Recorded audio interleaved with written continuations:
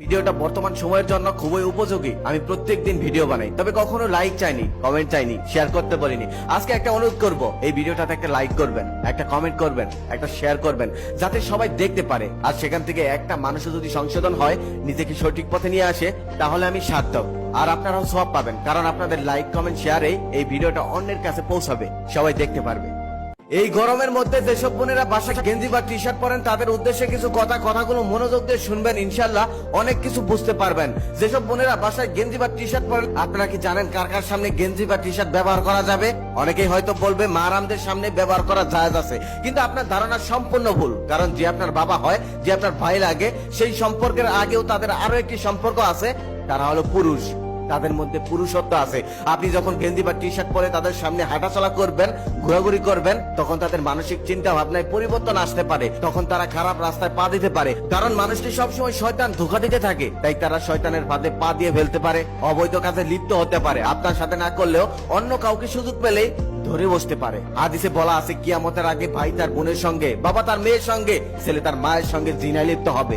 আস্তাগফিরুল্লাহ, নাউজুবিল্লাহ। আল্লাহ তাদেরকে হেদায়েত দান করুক, আল্লাহ তাদেরকে ক্ষমা করুক। খবরে অলরেডি এইসব আপনি শুনতে পারবেন, এইসব অলরেডি শুরু হয়ে গেছে। এর কারণ কি জানেন? একমাত্র মেয়েদের বেপরদা।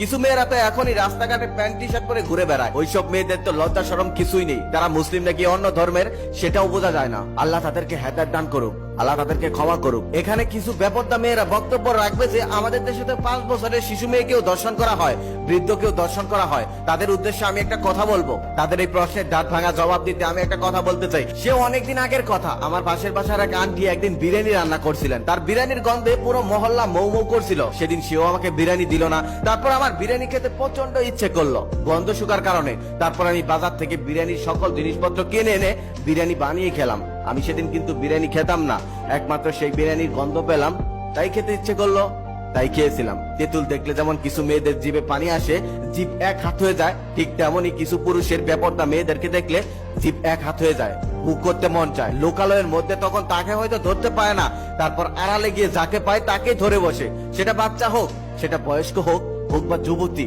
সেটা দেখার তার কোনো যায় আসে না, কারণ তার ভোগ করতে হবে, তার জিভে পানি এসে গেছে।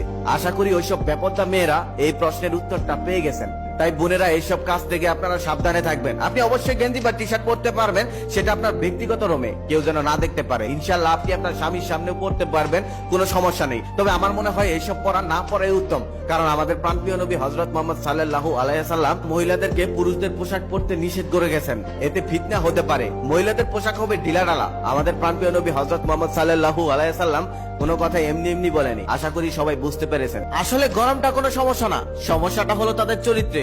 সত্যি যদি তারা গরমকে ভয় পেত, তাহলে তারা জাহান্নামের আগুনকেও ভয় পেত। বেপরদা হয়ে রাস্তাঘাটে ঘুরে বেড়াতে